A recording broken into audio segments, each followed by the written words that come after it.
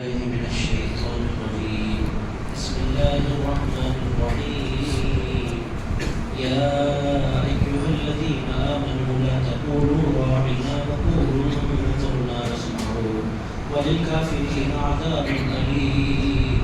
ما يود الذين كفروا من أهل الكتاب ولا المشركين أن ينزل عليكم من خير من ربكم والله يختص برحمته من يشاء والله ذو الفضل العظيم.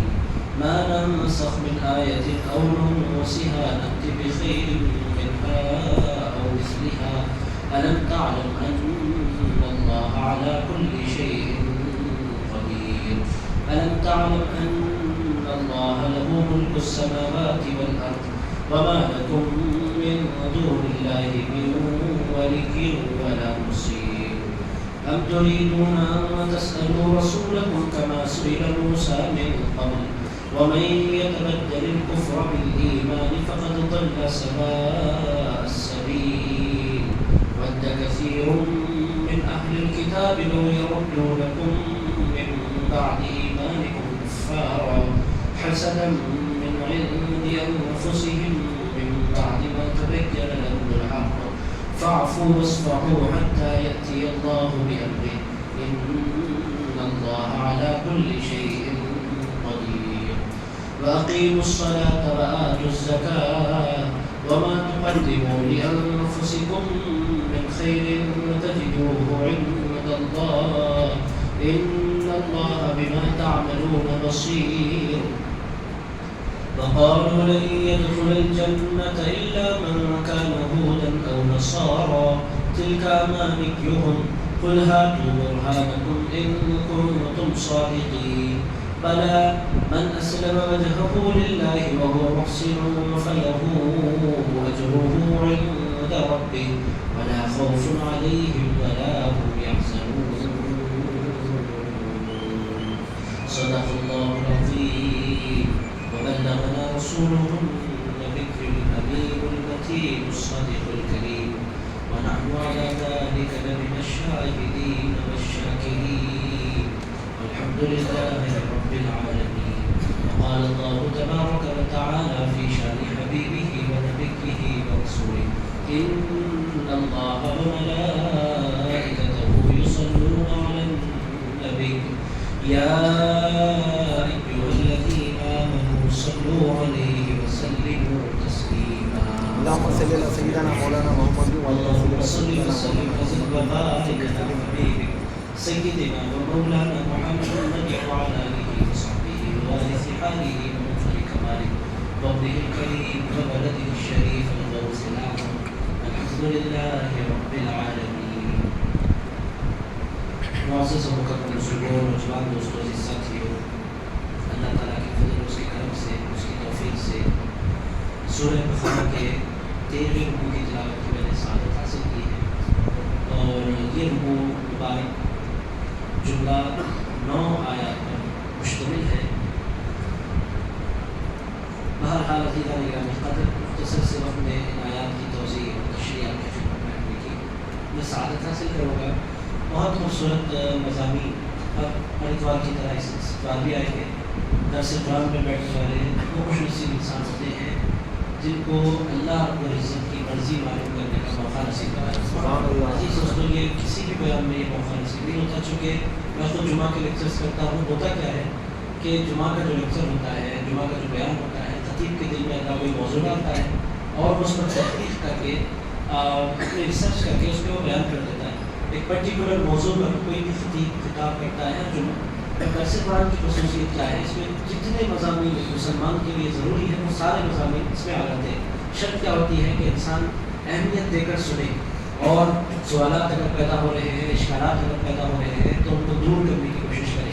عام طور پر جمعہ میں سوالات کا موقع بھی نہیں ہوتا چونکہ خطبہ ختم ہوتے ہی سنت ادا کرنی ہوتی ہے، سنت ادا کرتے ہی فرض پڑھنی ہوتی ہے، فرض ادا کرتے ہی پھر سنت ہوتی ہے، پھر صلاۃ ہوتا ہے اور پھر اتنا ٹائم نہیں ہوتا کہ سوالات بندہ کر سکے، اشکالات اور اس کے ذہن میں وسوسے پیدا ہو. تو عزیز دوستوں، سوالات اپنے تیار رکھے. کوئی بھی بات سمجھ میں نہیں آتی ہے اس کی وضاحت ضرور چاہے تاکہ کوئی لفظ سمجھنا آپ چاہتے ہیں وہ بھی پوچھیں اور کوشش کریں کہ ہر درس قرآن میں کوئی نہ کوئی قرآن مجید کا ایک آدھ لفظ اس کے معنی کے ساتھ آپ سیکھ کر اٹھیں. اس سے انشاءاللہ تعالیٰ درس قرآن کی حقیقی برکتیں آپ کو حاصل ہوگی. اس رکوع کی آپ پہلی آیت مبارکہ کی تشریح میں نے کر دی تھی.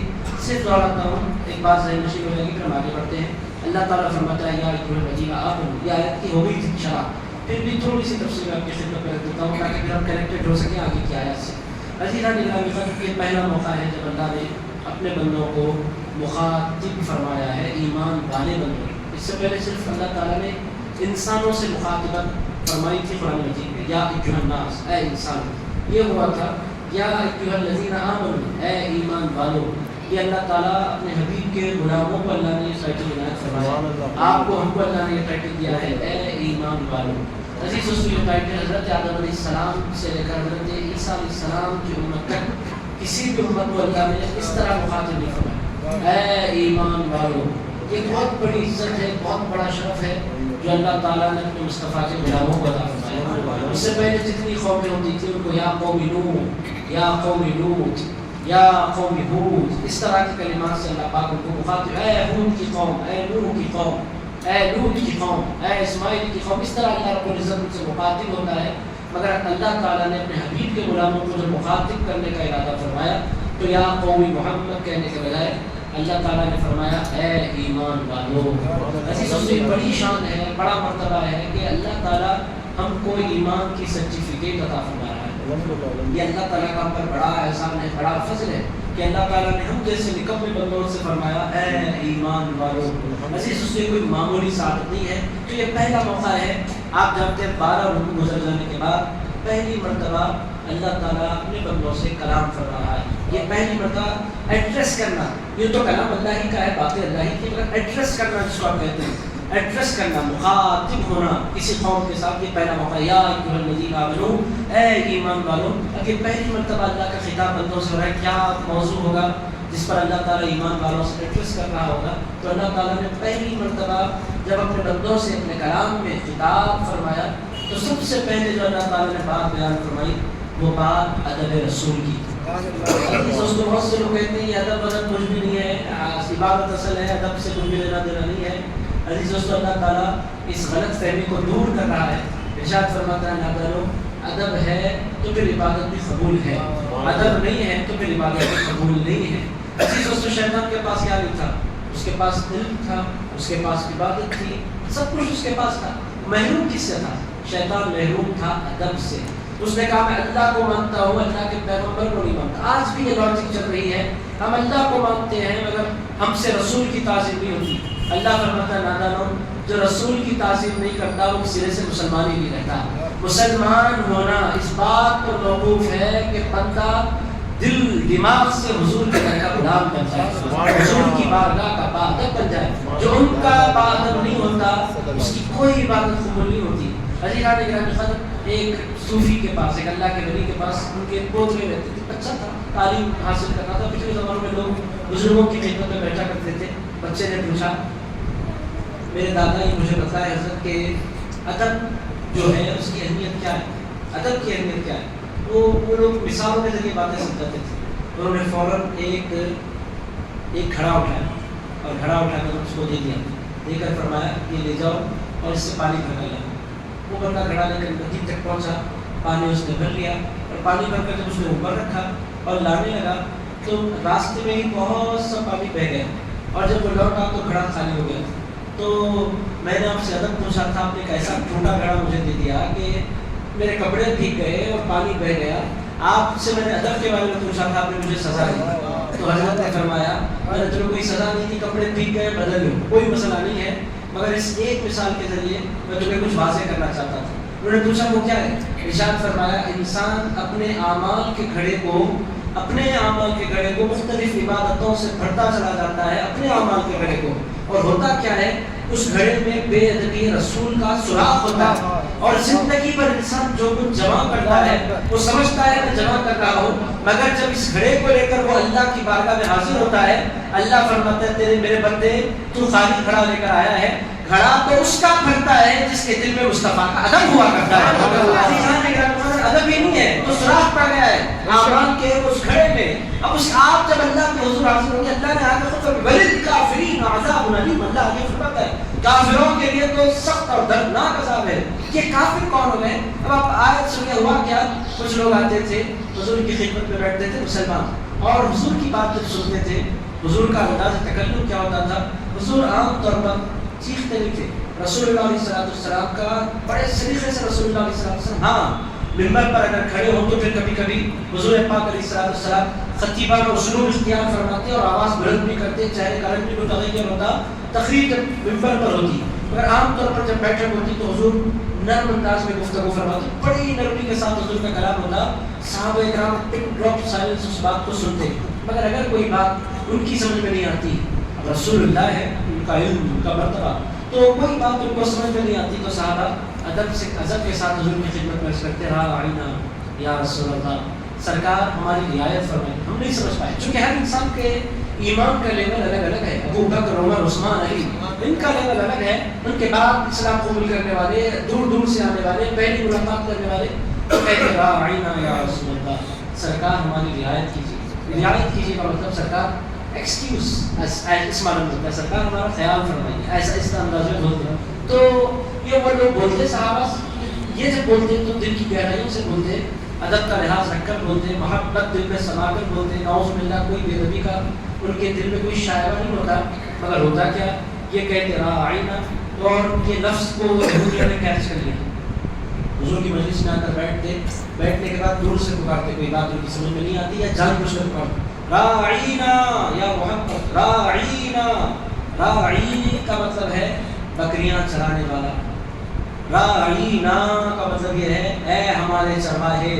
حضور کو چرواہے کہہ کر آپ بڑے حضور کے بکریاں نہیں چراتے تھے، حضور بکریاں بھی چراتے تھے. کیا حضور تجارت نہیں کرتے تھے؟ حضور تجارت بھی کرتے تھے. مگر حضور کو اے تاجر کہہ کر پکارنے کی اجازت نہیں ہے. حضور کو اے بکریاں چرانے والے کہہ کر پکارنے کی اجازت نہیں ہے. حضور پاک علیہ السلام ایک بہترین ایڈمنسٹریٹر بھی تھے، مگر حضور کو اس طرح اے ایڈمنسٹریٹر کہہ کر پکارنے کی اجازت نہیں ہے. حضور کو پکارو، اللہ فرماتا ہے ان کو چرواہے کہہ کر نہیں پکارنا چاہیے، ان کو رسول اللہ کہہ کر پکارنا چاہیے، حبیب اللہ کہہ کر پکارنا چاہیے. چونکہ وہ رسول ہے میرے، ان کو عام بندوں کی طرح ان کو اب یہ اتنی بات تھی. وہ راعینا کہتے تھے. حضور نے بکریاں چرائی، بکریاں چرانے کا کوئی بندہ انکار کر ہی نہیں سکتا. حضور کی زندگی میں بی بی حلیمہ کے پاس حضور نے بکریاں چرائی. حضرت ابو طالب کے دور میں رسول اللہ علیہ السلام نے بکریاں چرائی. بہت سی مرتبہ حضور نے بکریاں چرائی. بکریاں حضور نے چروائی ضرور ہے، مگر ان کو چرواہے کہہ کر پکارنے کی اجازت نہیں. اتنی بات ان لوگوں نے کی، اللہ کو اتنا جلال آیا، فرمایا لا تقولوا راعنا. آج کے بعد سے راعنا کا لفظ استعمال کرنا حرام ہے میری بارگاہ میں آنے کے بعد. اے اللہ اس کے دو معنی نکلتے، ایک اچھا معنی ہے، برا معنی ہے. اللہ پاک فرماتا ہے جس لفظ کے دو معنی نکلتے ہیں وہ لفظ بھی میرے مصطفیٰ کی بارگاہ میں استعمال نہیں کیا جا سکتا. ایسا کوئی لفظ میرے حبیب کی بارگاہ میں استعمال نہیں کیا جا سکتا جس کا ایک اچھا معنی نکلتا ہو، جس کا ایک برا معنی نکلتا ہو اللہ کے لیے. اسی لیے پرمیشور، بہت سے لوگ اللہ پاک کر کہہ رہے ہیں جو ہندوؤں کو اپنے قریب کرنا چاہتے ہیں. ہمارے علماء کرام یہی فرماتے ہیں اللہ کے لیے ایسا لفظ استعمال نہ کرو جس کے الگ معنی بھی نکلنے کی گنجائش ہو. بہت سے لوگ کہتے ہیں مہاتما. عزیزان قلب، اللہ کے لیے ایسا کوئی لفظ استعمال نہ کرو جس کے دو معنی، آتما، مہاتما، ایسے پرمیشور، اس طرح کے الفاظ ہو سکتا ہے وہ بہت بڑی ہستی کے لیے ہمارے ہندو بھائیوں کے پاس استعمال ہوتے ہوں، مگر اللہ کی شان کے لائق نہیں ہے کہ ایسے الفاظ اس کے لیے استعمال کی جائے. اسی لیے بہت سے علماء نے تو گاڈ کے استعمال سے بھی منع فرمایا. اسی لیے علماء عام طور پر گاڈ استعمال کرنے کے بجائے اللہ استعمال کرتے ہیں، چونکہ جو بات اللہ میں ہے وہ گاڈ میں نہیں ہے، جو بات اللہ میں ہے وہ پرمیشور میں نہیں ہے، جو بات اللہ میں ہے وہ دیگر الفاظ میں نہیں ہے. تو اللہ کی ذات ہو، رسول اللہ کی ذات ہو، اللہ تعالیٰ فرماتا ہے ایسا کوئی لفظ استعمال نہ کرو جس کے دو معنی نکلتے ہوں. ایک حیدرآباد کے شاعر نے ہندی زبان ان کو جانتے پوچھتے تھے، انہوں نے حضور کے ایک مرتبہ کو قوم کے بڑے سردار کے معنی میں ٹھاکر کا استعمال کر دیا. تو اس پر بہت ہنگامہ ہوا. انہوں نے کہا بھائی ٹھاکر کوئی برا لفظ نہیں تھا، ٹھاکر تو قوم کا سردار ہوتا ہے ہندوؤں کے پاس. میرے دوست نے کہا جانا ٹھاکر بہت بڑا آدمی ہوتا ہے. تو علماء نے ان سے یہی کہا ٹھاکر آپ کے پاس اچھے معنی میں استعمال ہوتا ہوگا، مگر ایسا کوئی لفظ حضور کی بارگاہ میں استعمال نہیں کرنا چاہیے جس سے بے ادبی کا شائبہ بھی پیدا ہوتا ہو. بعد میں انہوں نے اپنے کلام سے نکال دیا یہ بارگاہ احتیاط کی بارگاہ، یہ بارگاہ یہ یہاں ایمان کو سنبھالنے کی بارگاہ ہے. عزیز دوستو اللہ کا طریقہ کیا ہے؟ اس کے ساتھ انسان لاکھ گناہ کرے، ادھر کہتا ہے میرے اللہ معاف فرما دے، ادھر اللہ فرماتا جا میرے بندے میں نے معاف کر دیا۔ مگر عزیز دوستو حضور کی بارگاہ میں کوئی بے ادبی ہو جائے، اللہ فرماتا ہے اگر میرا مصطفیٰ بھی بولے اور میرا حبیب بھی معاف فرما دے، حبیب تو معاف فرما دے گا، ان کا پروردگار معاف نہیں فرمائے گا۔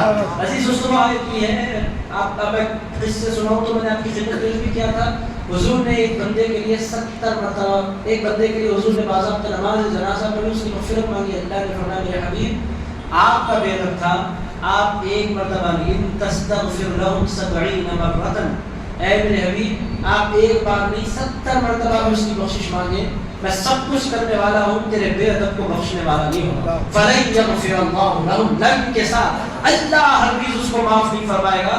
تیری بارگاہ میں بے ادبی کر کے وہ سمجھتا ہے کہ میں اس کی بخشش کر دوں گا، اے اللہ میں نے معاف فرما دیا، میرے مصطفیٰ یہ تیرا ظرف ہے، یہ تیری شان ہے کہ تو بے ادبوں کو معاف کر دیتا ہے، مگر میرے حبیب تیری بے ادب کو تو معاف فرمائے گا، مگر میں معاف کرنے والا نہیں ہوں۔ تو یہ ہے بارگاہ رسول، اسی لیے اس بارگاہ میں آؤ تو ادب کے ساتھ، دلوں کی دھڑکنوں کو تھام کر لے سانس بھی آہستہ، کہ یہ دربار نبی ہے۔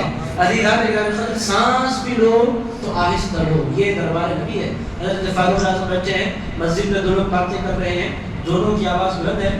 حضرت فاروق اعظم نے مسجد نبوی میں اشارے سے بلا کر فرمایا آواز بلند کیوں ہے؟ انہوں نے یہ بات ارشاد فرمایا کہاں کے رہنے والے ہوں؟ فلاں علاقے کے۔ ارشاد فرمایا اگر مدینے کے ہوتے تو میں بات نہیں کرتا، پہلے کوڑے مارتا تھا۔ یہ کس کی بارگاہ ہے تمہیں پتہ نہیں ہے، یہاں میرے مصطفیٰ آرام فرمائے، یہ بارگاہ بہت ادب کی بارگاہ ہے، تمہیں پتہ نہیں۔ سی حضرت ابو بکر حضرت عمر بات کیسے کرتے تھے، اتنی پست آواز سے بات کرتے تھے کہ حضور کو بہت سی مرتبہ پوچھنا پڑتا تھا، ابو بکر تم نے بولا کیا ہے، تھوڑا سا بلند بولو، سرکار آواز نہیں کر رہی، آواز نہیں نکل رہی۔ اتنی مرتبہ ایسا ہوتا کہ حضرت ابو بکر حضرت عمر کی بات سن کے حضرت مولا علی رسول اللہ کی خدمت میں پہنچایا کرتے تھے۔ آگے بڑھ حضور نے یہ کہنا اتنی ادب کے ساتھ، عزیز دوستو کہ دولت جس کو مل گئی اس کو سب کچھ مل گیا، اور جس کو ادب نہیں ملا، دوستو لوگ اس کو بہت لائک لے رہے ہیں آج کل، یہ سب نہیں ہے بھائی، یہی ہے عزیز آنے کا مطلب، یہ کچھ بھی نہیں ہے، یہی ہے ایمان، اسی کو ایمان کہتے ہیں۔ ایمان نام کس کا ہے؟ حضور کی بارگاہ کے ادب کا نام ایمان ہے۔ عزیز آنے کا مطلب ایمان نام کس کا ہے؟ کہ انسان حضور کی بارگاہ کا باادب ہو جائے۔ کیسا ادب انسان کے دل میں ہو کہ اس کے رونگٹے کھڑے ہو جائیں جب وہ دربار رسول میں حاضر ہو جائے۔ میرے دوستوں اگر میں ادب پر بولوں گھنٹوں درکار ہے، کوئی موضوع ختم ہونے والا نہیں۔ آئے تو مبارک آپ سننے میں بات آگے بڑھاتا ہوں۔ لا تقولوا راعنا، اے لوگوں راعنا مت بولو، بولے تو بولے کیا؟ حضور سے ہم وضاحت چاہتے ہیں، کیا بولے؟ اللہ فرماتا ہے انظرنا، میرے حبیب کی خدمت میں حاضر ہو کر بولا یا رسول اللہ نظر کرم فرمائیں۔ یہ ہے میرے حبیب کی بارگاہ میں بولنے والے کلمات، انظرنا یا رسول اللہ، ہم پر نظر کرم فرمائیے۔ حضرت پیران پیر کی طرف روایت بھی منسوب ہے یا رسول اللہ انظر حالنا، یا نبی اللہ اسمع قالنا، اننی فی بحر ہم مغرق خذ یدی سہل لنا اشکالنا۔ حضرت پیران پیر غوث اعظم دستگیر اپنے آقا کی بارگاہ میں کرتے ہیں یا رسول اللہ میرے حال پر نظر کرم فرمائیے، یا رسول اللہ انظر حالنا۔ بڑے دل کی بات نکلی ہے تو میں آپ کی خدمت میں عرض کروں، صوفیاء کرام ارشاد فرماتے ہیں کہ حضرت پیران پیر بغداد سے نکلے، مدینہ منورہ پہنچے۔ مدینہ منورہ میں دو دروازے ہیں مسجد نبوی میں، ایک دروازے کو باب السلام کہتے ہیں، ایک دروازے کو باب البقیع کہتے ہیں۔ یہاں سے لوگ داخل ہوتے ہیں، وہاں سے لوگ نکلتے ہیں۔ حضرت پیران پیر غوث اعظم دستگیر باب سلام پر آ کر کھڑے ہو گئے۔ ایک دن گزارا دروازے پر، وضو فرماتے نمازیں پڑھ لیتے، پھر آ کر دروازے پر کھڑے ہو جاتے۔ پھر دوسرا دن حضرت پیران پیر غوث اعظم دستگیر نے باب السلام کے باہر کھڑے ہو کر گزارا، نظریں اٹھ نہیں پا رہی ہیں، ہاتھ بندھے ہوئے ہیں، سر جھکائے کھڑے ہیں۔ پہلا دن گزر گیا، دوسرا دن گزر گیا، تیسرا دن گزر گیا۔ حضور پاک علیہ السلام اپنے کرم سے مخاطب ہوئے اور فرمایا میرے بیٹے عبد القادر اندر کیوں نہیں داخل ہو جاتے؟ کہنے لگے یا رسول اللہ کہاں آپ کی بارگاہ، کہاں مجھ جیسا بندہ، مجھے ہمت نہیں ہو پا رہی ہے کہ آپ کے سامنے میں کھڑا ہو جاؤں۔ رسول اللہ علیہ السلام نے فرمایا عبد القادر آ جاؤ، ہم تمہارا سلام سننا چاہتے ہیں، تمہیں اجازت ہے بچہ داخل ہو جاؤ، میں وعدہ کرتا ہوں کہ میں رحمت کا معاملہ فرماؤں گا۔ عزیز دوستو رحمت للعالمین ہے، مگر اتنے بڑے بڑے اولیاء وہاں داخل ہوتے ہیں، ہوش ہو جاتے ہیں۔ اور ہمارے ہاں میرے دوستوں بڑا افسوس ہوتا ہے، ہمارے ہوتا کیا ہے کہ باضابطہ لوگ سیل فون پر فون ملا کر جامعہ آوازوں سے باتیں کرنا، عورتوں کو بتلانا. بھائی حضور کی جالیہ ہے، ضرور آپ اپنے گھر والوں کو اس کی زیارت کرائیں، مگر ایسا نہ ہونے پائے کہ آپ یہ بھول جائیں کہ آپ کہاں جا رہے ہیں. یہ بارگاہ ادب کی بارگاہ ہے. ہاتھ نہیں اڑنے چاہیے، نگاہ نہیں اڑنی چاہیے، نگاہیں جھکی ہوئی ہونی چاہیے، کیفیت خشیت کی انسان پر تاری ہونی چاہیے، چونکہ یہ دربار نبی ہے. میرے دوستوں یہ کس کو بتانے کی ضرورت ہے؟ بالخصوص ان کو جو مدینے جانے والے ہیں، ان کو ان باتوں کے سمجھانے کی بے پناہ ضرورت ہے کہ یہ بارگاہ بہت بڑی بارگاہ ہے. میرے دوستوں ادب پر بہت مضامین ہیں، انبار ہے، پوری زندگیاں صحابہ کرام کی ادب سے لبریز ہیں. اگر میں صحابہ کے قصے لے کر بیٹھوں تو درس رہ جائے گا. بس اتنی بات آپ ذہن نشین رکھیں کہ اللہ تعالیٰ نے فرمایا کیا مت بولو، کیا کون سا لفظ مت بولو، کون سا لفظ مت بولو، راعینا. بولو تو بولو کیا، انظرنا. کیا بولو، کیا بولو، انظرنا. یہ الفاظ یاد رکھیں، انظرنا یا رسول اللہ، نظر کرم فرمائیے. یہ کہنے کے بعد اللہ فرماتا واسمعوا، اور اے لوگوں یہ بولنے کی نوبت مت نہیں آئے. ایک کام کرو جو میرے حبیب بولے، کان لگا کر ان کی بات غور سے سن لیا کرو. میرے حبیب جو بولے تو لائٹ لے کر نہیں سننا چاہیے، کان لگا کر دل لگا کر میرے حبیب کی بات کو سننا چاہیے. ایسی کوئی ضرورت ہی نہیں پڑے کہ تم پھر پوچھو میرے حبیب سے کہ سرکار آپ اس کی وضاحت میں ایسا سنو کہ پھر تمہیں پھر پوچھنے کی ضرورت نہیں پڑے. سرکار کا انداز تکلم کیا ہوتا تھا، حضور کی ایک ایک بات دل میں اتر جاتی تھی. لہجہ ایسا تھا کہ بس سننے والا دیوانہ ہو جاتا تھا. عزیزان گرامی، حضور کی بات ایسی تھی کہ بس دل بھیگ جاتے تھے، آنکھیں بھیگ جاتی تھی جب وہ کلام فرمایا کرتے تھے. عزیز دوستو، غیر معمولی انداز میں حضور پاک علیہ السلام کلام فرمایا کرتے تھے. اسی لیے اللہ نے فرمایا واسمعوا، اے لوگوں میرے حبیب جب بولے نا تو غور سے سنا کرو. اب بڑھنے کی آواز ہوتی تھی، ایسا سناٹا کسی کی مجلس میں نہیں ہوتا تھا جیسا سناٹا حضور کی مجلس میں ہوا کرتا تھا. اور ایسا بھی نہیں ہوتا تھا کہ کوئی سو رہا ہے، ایسا بھی نہیں ہوتا تھا. جتنے بیٹھنے والے ہیں، ہاں بیٹھنے والوں کی دو قسمیں ملتی تھی. ایک وہ جو حضور کو جی بھر کے دیکھ لیتے تھے، ایک ان کی تعداد بھی تھی کہ وہ آتے تو تھے، بیٹھتے تو تھے، صحابہ تھے حضور کے، مگر ان سے لوگ پوچھتے تھے رسول اللہ کیسے ہیں؟ فرماتے تھے کہ ہم نے کبھی حضور کی طرف حضور کے چہرے کی طرف نظر اٹھا کر دیکھا ہی نہیں.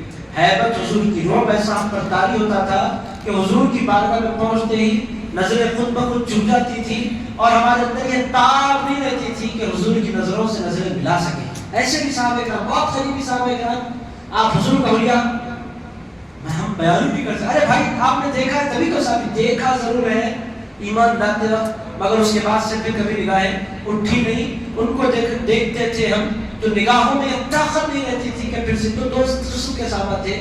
ایک وہ جو دیکھتے تھے، حضرت اویس قرنی نے تو یہاں تک فرمایا حضرت عمر سے، حضرت علی شیر خدا، سن کی تو عجیب بات ہے، عاشق رسول اویس قرنی حضرت عمر اور حضرت علی شیر خدا ملاقات کے لیے گئے. پہلی ملاقات، آپ کون؟ میں عمر. ماشاءاللہ خلیفہ رسول اللہ. کہنے لگے ہاں وہی ہیں جو حضور کے خسر ہیں. ہاں آپ ہی حضور کے دوست ہیں. ہاں میں عمر ہوں. اچھا آپ کون ہیں؟ ارشاد فرمایا میں علی ہوں. علی شیر خدا ہے، آپ حیدر کربلا. جی جی جی. فاطمہ الزہرا کے شوہر، بالکل. حسنین کے بابا. ہاں میں علی ہوں. ارے ماشاءاللہ میری قسمت، آپ دونوں تشریف لائے. آپ دونوں حضرات تشریف لائے. ایک سوال میں کر لیتا ہوں بات آگے بڑھانے سے پہلے. ان لوگوں نے پوچھا پوچھو کیا پوچھنا چاہتے ہو؟ ارشاد فرمایا اے عمر اور اے علی، کیا کبھی آپ نے ہمارے سرکار کو دیکھا ہے؟ حضرت عمر ہنس پڑے، کہنے لگے بھائی تم کیسے سوال ہوئے؟ واقعی دنیا تمہیں بے وجہ دیوانہ نہیں کہتی. عمر سے پوچھتے ہو کہ رسول اللہ کو دیکھا ہے؟ ارے جہاں رسول ہوتے تھے وہاں ابو بکر اور عمر ہوا کرتے تھے. ہم سے پوچھو کہ ہم نے کبھی دیکھا ہے؟ ہم تو ہمیشہ حضور کے ساتھ رہے. مولا علی کی طرف پڑھے. عمر جلال فرمائے آپ بولیے کبھی آپ نے دیکھا ہے؟ مولا علی مسکرا پڑے، کہنے لگے اویس واقعی تم دیوانے ہو.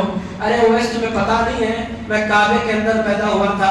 کعبے کے اندر پیدا ہو کر میں نے کعبے کو نہیں دیکھا تھا، رسول اللہ کے چہرے کو دیکھا تھا. تم اس سے پوچھتے ہو کہ میں نے رسول اللہ کو دیکھا ہے؟ ارے میں نے تو پوری زندگی حضور میں دیکھنے میں گزار دی. میں دنیا میں آیا تو سب سے پہلے میں نے حضور کا چہرہ دیکھا. حضور دنیا سے تشریف لے گئے تو سب سے اخیر میں حضور کا چہرہ دیکھنے والا میں ہوں.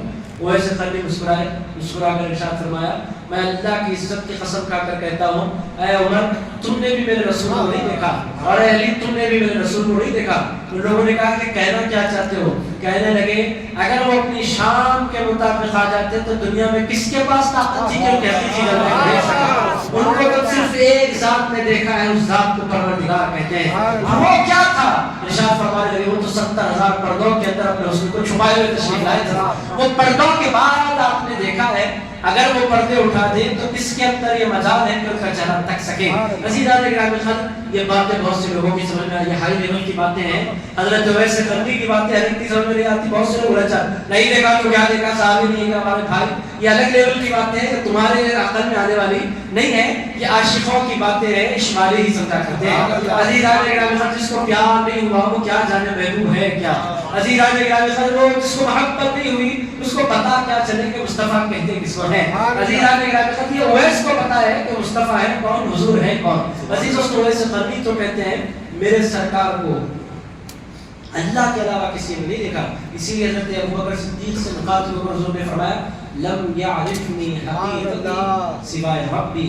اے ابوبکر میری حقیقت کو میرے اللہ کے علاوہ کسی نے جانا ہی نہیں ہے. ایک ہی ہستی ہے جس نے میری حقیقت کو جانا ہے, وہ میرا پروردگار ہے, میرا خالق ہے, میرا مولا ہے, مجھے بنانے والا ہے, جس کا میں عابد ہوں, جس کا میں ساجد ہوں, جس کی میں بندگی کرتا ہوں, وہ اللہ ہے جو مجھے جانتا ہے. ابو بکر تم بھی مجھے نہیں جانتے. عزیزان گرامی حضرت ابوبکر صدیق نے کہا حضور میں جانتا ہوں. حضرت ابوبکر صدیق نے کہا سرکار آپ کی جو شان ہے کون جان سکتا ہے, ہم تو بس جتنا دیکھتے ہیں اتنا جانتے ہیں, آپ کی حقیقت کو واقعی آپ کے پروردگار کے علاوہ کوئی جانتا نہیں. عزیز دوستو یہ حضور کی کیفیات ہیں.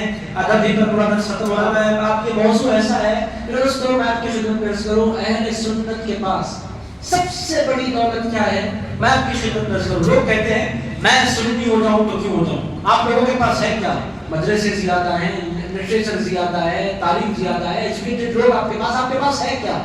سنی بدلے میں ایک ہی جواب دیتا ہے ہمارے پاس کچھ بھی نہیں ہے مگر ایک ایسی دولت ہے کہ ساری دولت اس پر قربان ہے. وہ دولت ادب رسول کی دولت. ہمارے پاس جو دولت ہے وہ دنیا کی کسی جماعت میں نہیں پائی جاتی. ہمارے پاس ایک دولت ہے, وہ دولت ادب رسول کی دولت ہے. خاندان رسول کا ادب, نسبت رسول کا ادب, اصحاب رسول کا ادب, شہر مصطفیٰ کا ادب, حضور پاک علیہ الصلوۃ والسلام کے والدین کا ادب, حضور کے خاندان کا ادب. ہم وہ لوگ ہیں کہ صرف حضور کا ادب نہیں کرتے, حضور جس سواری پر سوار ہوگا اس سواری کا بھی ادب کیا کرتے ہیں. عزیز دوستو میں آپ کی خدمت میں نام بھول رہا ہوں ایک صحابی رسول اللہ خچر پر. آج میں معذرت چاہتا ہوں کہ درس ادب پر گزر رہا ہے, مجھے آپ معاف کر دیں, یہ میری مجبوری ہے. عزیزان گرامی خاطر بات نکلی ہے, میں انتہائی معذرت, میں تو پورا درس تیاری کر کے آیا تھا کہ پورا درس میں تیزی سے اپنی آپ کی خدمت پیش کروں. دو حضور پاک ایک خچر پر سوار ہو کر تشریف لائے, اپنا خچر مبارک باندھا, اندر گئے کسی قبیلے میں کسی مسئلے کو سلجھانے کے لیے. باہر کچھ لوگ کھڑے تھے, ان میں مومن بھی تھے, ان میں منافق بھی تھے. خچر جانور نے پیشاب خچر نے کر دیا, جانور نے جو ہی پیشاب کیا, منافق نے کہا اتنی بدبو میں نے زندگی میں کبھی سوکھی نہیں. وہ حضور کیا کہ خچر کے خلاف اس نے کہا, اب آپ بندہ ہوتا خچر کے خلاف بول رہا ہے کہ لائٹ لے دیتا. آج صحابہ رسول کھڑے تھے, ان کا نام بول رہا ہوں, انہوں نے کہا میں نے اپنی پوری زندگی میں ایسی خوشبو کبھی نہیں سنا. انہوں نے کہا ارے نادان, صحابی سے بخار, ارے نادان خچر کے پیشاب میں کہاں خوشبو ہوتی ہے.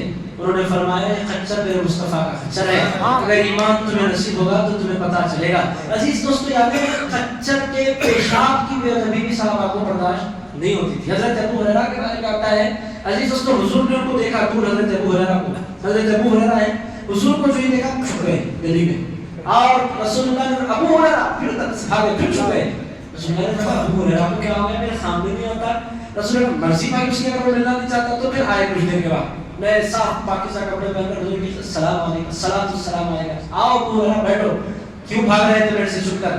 پہلے کی سرکار اس پر غسل کی کیفیت تاری تھی, اور اس حالت میں میں نبیوں کے سردار سے ملاقات نہیں کر سکتا. میں نے غسل کر لیا, صاف پاکیزہ کپڑے پہنے, اب آپ کی خدمت میں حاضر ہوں. شریعت نے نہیں کہا کہ اس حالت میں رسول اللہ سے نہیں مل سکتے تھے. یہ کیا تھا, یہ ادب تھا. اور عزیز دوستو ایسے ہی ادب والوں پر پھر اللہ کا فضل بھی ہوا کرتا ہے. مدینے جا کر بہت سے لوگ محروم ہو کر لوٹتے ہیں, بہت سے لوگ مقبول ہو کر لوٹتے ہیں. عزیزان گرامی خاطر محروم کون ہوتا ہے, جس کے پاس ادب نہیں ہے. میرے دوستو سنیت کے پاس کیا ہے, اہل سنت و جماعت کے پاس کیا ہے, میں آپ کو لاکھ خرابیاں ہیں مگر یہ بہت بڑی دولت ہے اہل سنت و جماعت کے پاس کہ وہ اپنے دل کی گہرائیوں سے اپنے سرکار کا ادب کرتے ہیں. عزیز دوستو صوفیاء کی مثالیں, اولیاء کی مثالیں, صحابہ کی مثالیں, ان کی زندگیاں کو اٹھا کر دیکھیں, بھری پڑی ہے. تو بہرحال اللہ تعالیٰ فرماتے ہیں وقول انظرنا, اے میرے مصطفیٰ کے غلام, مصطفیٰ سے کہیے کہ نظر کرم فرمائیے وَاسْمَعُوا، اور ارشاد فرمایا یہ بولنے کی نوبت ہی نہیں آئے، غور سے میرے حبیب کا کلام سن لیا کرو۔ میرے دوستو، دنیا میں کسی کے کلمات الفاظ کے ساتھ محفوظ نہیں ہے سوائے رسول اللہ علیہ السلام کے کلمات۔ آزاد کا حضور فرماتے تو صحابہ ایسے سنتے تھے کان لگا کر، اور پھر ان الفاظ کو جا کر اپنی مجلسوں میں، اپنے دوستوں میں، اپنے سرکل میں دہراتے تھے۔ جتنے کلمات حضور کے ملتے ہیں وہ کلمات تک ان لوگوں نے یاد کر رکھے تھے۔ ایسا حضور پاک علیہ السلام کلام فرماتے تھے۔ تو بہرحال وَاسْمَعُوا، اللہ پاک فرماتا ہے وَلِلْكَافِرِينَ عَذَابٌ أَلِيمٌ، اور کافروں کے لیے دردناک عذاب ہے۔ اس کے بعد اللہ تعالیٰ نے فرمایا مَا يَوَدُّ الَّذِينَ كَفَرُوا مِنْ أَهْلِ الْكِتَابِ وَلَا الْمُشْرِكِينَ أَن يُنَزَّلَ عَلَيْكُم مِّن خَيْرٍ مِّن رَّبِّكُم، نہیں چاہتے کافر اہل کتاب میں سے اور مشرکین میں سے کہ تم پر نازل کیا جائے، اے لوگوں خیر نازل کیا جائے تم پر تمہارے رب کی جانب سے۔ کافروں کو یہ پسند نہیں ہے کہ ایمان والوں پر خیر اترے، بھلائیاں اترے۔ کافر یہ چاہتے ہیں کہ حضور کے غلاموں کو کوئی خیر نصیب نہ ہو، کوئی بھلائی نصیب نہ ہو۔ یہ کافروں کی خواہش کل بھی تھی، یہ اہل کتاب کی خواہش آج بھی ہے۔ وہ کل بھی یہ چاہتے تھے کہ مسلمانوں کو کوئی خیر نہ ملے، آج بھی یہ چاہتے ہیں کہ مسلمانوں کو کوئی خیر نہ ملے۔ وہ ہمیشہ ان کی تمنا یہ ہے کہ مسلمانوں کو برکت نہ ملے، خیر نہ ملے، فضل نہ ملے۔ مگر اللہ فرماتا ہے واللہ یختص برحمتہ من یشاء، اللہ جس کو چاہتا ہے اپنی رحمت سے خاص فرمایا کرتا ہے۔ تمہارے چاہنے سے اللہ کی مرضی نہیں چلتی، اللہ اپنی مرضی کا مالک ہے، جس بندے کو چاہتا ہے اپنی رحمت کے ذریعے خاص فرمایا کرتا ہے۔ اور اللہ ہے کیسا، واللہ ذو الفضل العظیم، اللہ بڑے فضل والا ہے۔ میرے دوستو، آپ کوئی کام بنانا چاہتے ہیں، اس آیت مبارکہ کو ورد کرنا چاہیے۔ اللہ یختص برحمتہ من یشاء، بہت زبردست آیت مبارکہ ہے۔ آپ کسی بھی معاملے میں اللہ کا فضل طلب کرنا چاہتے ہیں، کوئی بھی معاملہ ہو دنیا کا، اولاد چاہتے ہیں، کاروبار میں برکت چاہتے ہیں، آپ عزت چاہتے ہیں، آپ اپنے معاملے کو سلجھانا، کوئی بھی دنیا کا مسئلہ ہے، آیت مبارکہ زبردست ہے وظیفے کے طور پر پڑھنے کے لیے۔ واللہ یختص برحمتہ من یشاء، اللہ جس کو چاہتا ہے اپنی رحمت سے خاص فرمایا کرتا ہے۔ اور اللہ ہے کیسا، واللہ ذو الفضل العظیم، اللہ بڑے فضل والا ہے۔ جب بندہ کہتا ہے اللہ بڑے فضل والا ہے، اللہ فرماتا ہے تو فضل کے لائق نہیں ہے، مگر تو نے مجھے بڑے فضل والا فرمایا ہے، اپنے فضل کے سب سے دشمن میں فضل فرمایا۔ عزیزان گرامی، یہ طریقہ ہے خیرات مانگنے کا۔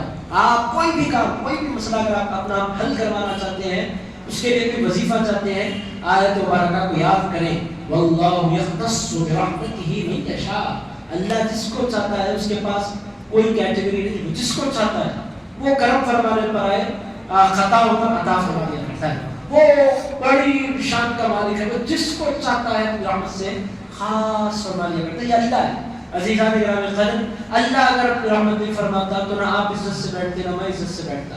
آپ کی میری ہم تمام کی عزت اس واسطے سلامت ہے کہ اللہ ہم پر رحمت فرمانا چاہتا ہے۔ یہ اصول ہے میرے دوستو، جتنی عزتیں برقرار ہے نا، اور اللہ کیسا ہے میرے دوستو، ایسا ہے کہ ایسا کوئی نہیں۔ آپ تمام لوگ جانتے ہیں کہ اللہ نے فرشتوں کو غیب دیکھنے کی طاقت بخشی ہے، جنات کو اللہ نے غیب دیکھنے کی طاقت بخشی ہے۔ آپ تمام لوگ جانتے ہیں، آپ لوگوں کو معلوم ہے، ہم کو جن نظر نہیں آتے، ہم نہیں دیکھ سکتے جنوں کو، مگر جن ہم کو دیکھ سکتے ہیں، اور جن ہمارے برے اعمال کو بھی دیکھ سکتے ہیں۔ ان کو ہے اللہ نے طاقت دی، مگر اللہ تعالیٰ دیکھ سکتے ہیں۔ مگر اللہ کا کمال کیا ہے عزیزان گرامی قدر، جب کوئی بندے مومن گناہ کرنے لگتا ہے تو اللہ فرشتوں کی آنکھوں پر بھی پردے ڈال دیتا ہے، جنات کی آنکھوں پر بھی پردے ڈال دیتا ہے۔ فرماتا ہے یہ بندے کا معاملہ مجھ سے، میرا بندہ ہے۔ اب وہ اے اللہ گناہ کر رہا ہے نا، گناہ بھی کر رہا ہے تو میرا یہ بندہ فرماتا میرا ہے، میرا بندہ ہے۔ عزیزان گرامی قدر، اس کو کہتے ہیں غفار الذنوب، غفار الذنوب، گناہوں پر پردے ڈالنے والا وہ ہے اللہ۔ عزیزان گرامی قدر، یہ کیوں کرتا ہے اللہ؟ اللہ فرماتا ہے واللہ یختص برحمتہ من یشاء، وہ جس کو چاہتا ہے اپنی رحمت کے لیے خاص فرما لیا کرتا ہے۔ ایسا کرتا کیوں ہے؟ واللہ ذو الفضل العظیم، اگر اس کا فضل چھوٹا ہوتا تو یہ کام نہیں کرتا۔ وہ چھوٹے فضل والا نہیں ہے، وہ بڑے فضل والا ہے۔ واللہ ذو الفضل العظیم، اللہ بہت بڑے فضل والا ہے۔ میرے دوستوں کی آیت مبارکہ آپ تمام کو یاد ہونی چاہیے۔ ہو سکتا ہے تو تسبیح رکھیں اپنے ساتھ، جب بھی وقت ملے آیت مبارکہ کو ہٹ کرے۔ اور اللہ کے پاس ایلیجیبلٹی کوئی نہیں ہے میرے دوستو، جو اس کو پکارتا ہے اللہ اس کو اپنی رحمت سے نواز دیتا ہے. ایسا نہیں ہے کہ عالم ہو تو، فاضل ہو تو، عابد ہو تو، متقی ہو تو، ایسا نہیں ہے. اگر وہ صرف متقیوں کو دیتا تو میرے دوستوں گناہ گار تو مر جاتے. وہ گناہ کو متقیوں کا رب نہیں ہے، وہ پوری کائنات کا پروردگار ہے. عزیزان اکرام قدر اگر واقعی وہ صرف متقیوں کو دیتا تو پوری دنیا بھوکی رہ جاتی، بھوکی مر جاتی. اس کی شان کیا ہے؟ وہ متقیوں کو بھی کھلاتا ہے، وہ گناہ گاروں کو بھی کھلاتا ہے، وہ کافروں کو بھی کھلاتا ہے، اس کے ماننے والوں کو بھی دیتا ہے، نہیں ماننے والوں کو بھی دیتا ہے. اسی لیے تو کہتے ہیں وَاللَّهُ يَخْتَصُّ بِرَحْمَتِهِ مَن يَشَاءُ. اللہ جس کو چاہتا ہے اپنی رحمت سے خاص فرما لیتا ہے. میرے دوستو اس آیت مبارکہ کو یاد کریں. میں اتنی تاکید سے بار بار آپ کو کیوں کہہ رہا ہوں؟ زبردست رشتہ نہیں ہونا پڑا. واللہ یختص، کیونکہ رشتہ بھی ایک رحمت ہے اللہ کی. عزیزان اکرام اچھی بیوی کا مل جانا ایک رحمت ہے، اچھے شوہر کا مل جانا ایک رحمت ہے. آپ چاہتے ہیں آپ کے بچے کے لیے اچھا رشتہ ہے، بیٹی کے لیے اچھا رشتہ ہے. واللہ یختص برحمتہ من یشاء. اللہ جس کو چاہتا ہے اپنی رحمت سے خاص فرما لیتا ہے.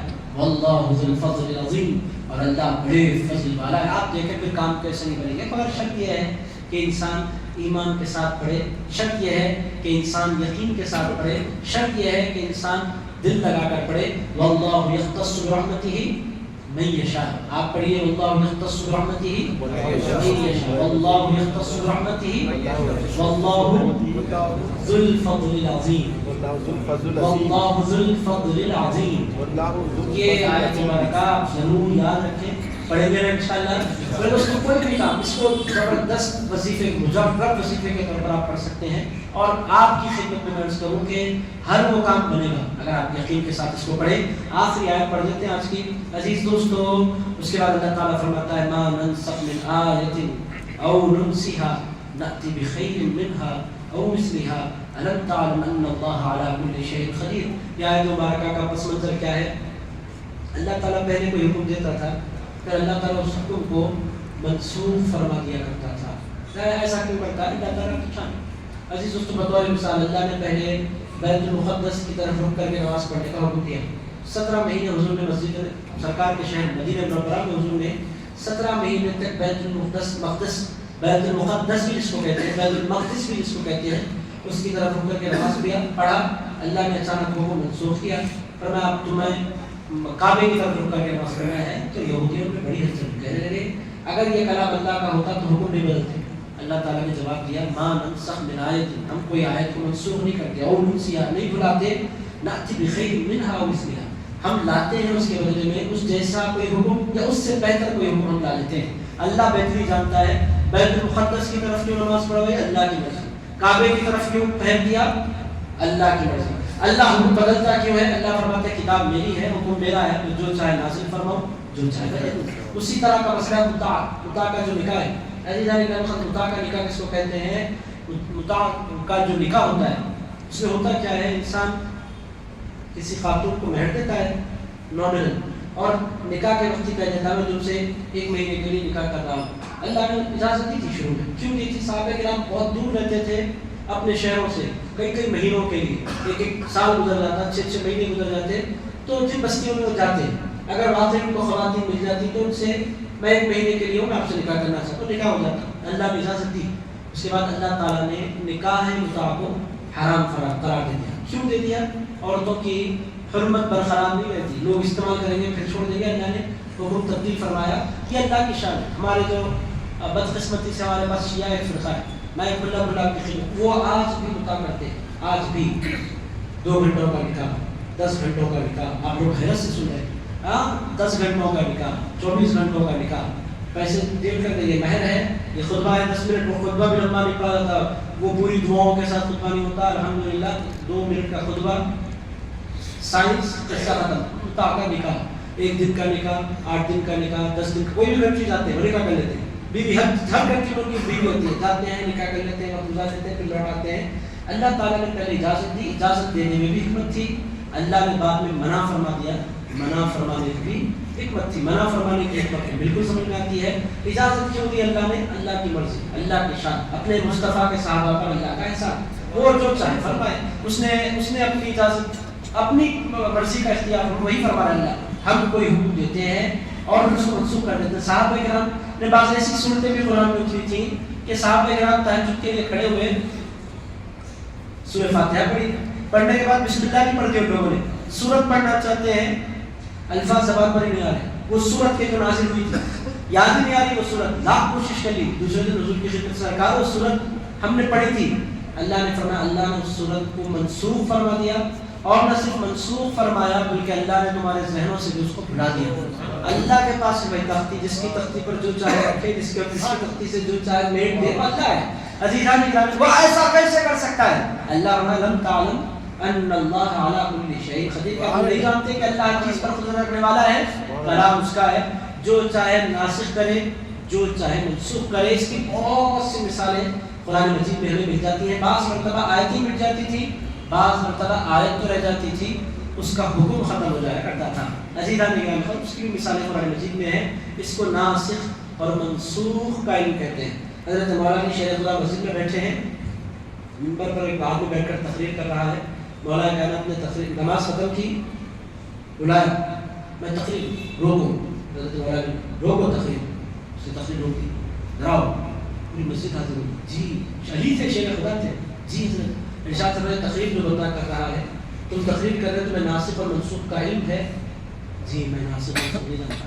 ارشاد فرمایا اگر تم ناسخ منسوخ نہیں جانتے تو تمہیں تقریر کرنے کا کوئی حق نہیں, چونکہ جو احکام بدل گئے ان احکام کو تم لازم کر دو گے اور لوگوں کا ایمان برباد ہوگا. قرآن کا ایک علم ہے اور اس میں ناسخ اور منسوخ اتنے ہمارے پاس اسپیکر اس زمانے میں ہیں, کوٹ اور پینٹ پہنے, ٹائی لگائے, انگلش میں زبردست لیکچر دیتے ہیں, لوگ کیا تھالیاں بجاتے ہیں. بھائی تمہارے پاس ہے علم اس کا؟